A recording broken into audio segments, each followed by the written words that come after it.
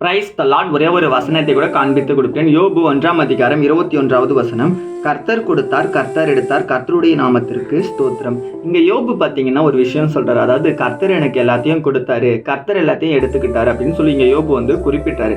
ஆனா யோபுவை சோதித்தது யாருன்னு பாத்தீங்கன்னா பிசாசு தான். பிசாசு சோதித்து தான் யோபு கிட்ட இருக்க எல்லா ஆசீர்வாதமும் எடுக்கப்பட்டது. இன்னைக்கு நம்ம வாழ்க்கையில கூட நம்ம என்ன பண்றோம் தெரியுங்களா? ஏசப்பா நமக்கு நிறைய பிளஸிங்ஸ் கொடுத்திருப்பாரு, நிறைய ஆசீர்வாதமான காரியங்கள் நமக்கு கொடுத்திருப்பாரு. ஆனா அதை கொடுத்துட்ட பிறகு இப்ப நம்ம எல்லாத்தையும் இழக்கப்பட்ட நிலைமையில இருக்கும்போது ஏன் ஏசப்பா என்னை விட்டு எல்லாத்தையும் எடுத்துட்டீங்கன்னு சொல்லி நீங்க ஏசப்பாவை குறை சொல்லிட்டு இருக்கீங்க. புதிய ஏற்பாடுல பாத்தீங்கன்னா அவன் தன் சுய இச்சையினால் சீக்கொண்டு சோதிக்கப்படுகிறான்னு சொல்லி வசனம் சொல்லுது. அப்ப நம்ம பண்ற சில பிழைகள் குறைகள்னால தான் நம்ம கிட்ட இருக்க பிளெஸிங்ஸ் எல்லாமே நம்மளை விட்டு போகுதுங்க. இன்னைக்கு உங்க வாழ்க்கையில கூட நீங்க ஆண்டவர் விட்டு தள்ளி போறதுக்கான காரணம் என்ன நினைக்கிறீங்க? ஏசப்பா எனக்கு நன்மை செய்யல, ஏசப்பா எனக்கு கொடுத்த நன்மையை எடுத்துக்கிட்டார் சொல்லி குறை சொல்லிட்டு இருக்கீங்க. ஏசப்பா கொடுத்தாருன்னா எடுக்க மாட்டாருங்க.